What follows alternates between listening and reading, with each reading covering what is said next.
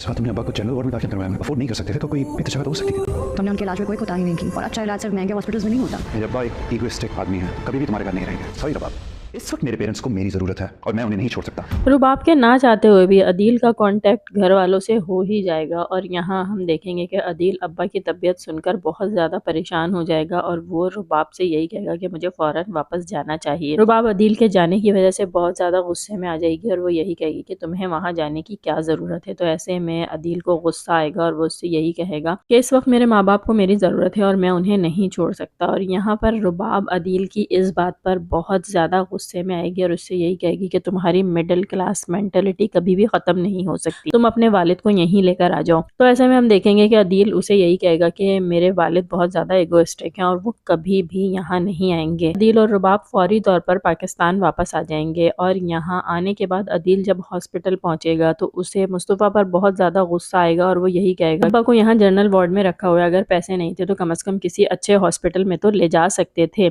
पर मुस्तफ़ा को अदील की सारी बातें सुनने के बाद इस बात का बहुत शिद्दत से एहसास होगा कि शायद वो अब्बा का इलाज सही से नहीं करवा सका और वो इस काबिल भी नहीं है कि उन्हें किसी अच्छे अस्पताल में ले जा सके। और इस वक्त सिर्फ शर्जीना ही होगी जो कि मुस्तफ़ा का सहारा बनेगी और इसे यही समझाने की कोशिश करेगी कि तुमने अब्बा के इलाज में कोई कसर नहीं छोड़ी है। और जहाँ तक बात इलाज की है तो अच्छा इलाज कहीं पर भी हो सकता है, ज़रूरी नहीं कि महंगे अस्पतालों में ही अच्छा इलाज होता है। और मुस्तफ़ा शायद शर्जीना की बात समझ भी जाए। अब्बा तो ठीक होकर हॉस्पिटल से घर आ जाएंगे और यहाँ अम्मी भी बहुत ज़्यादा खुश होंगी क्योंकि अदील जो वापस आ गया है, लेकिन अदील हमेशा के लिए तो वापस नहीं आया, उसे फिर से अपने घर वापस जाना है। और जब वो वहाँ वापस जाएगा तो अब हम देखते हैं कि रुबाब का रवैया अदील के साथ कैसा होता है, क्योंकि अब तक तो अदील ने रुबाब का अच्छा ही रूप देखा है, अब जबकि वो अपने घर वालों की खातिर उससे लड़कर यहाँ आया है। तो यहाँ पर हम रुबाब का रवैया देखेंगे और अदील के साथ अब वो कैसा रवैया रखती है।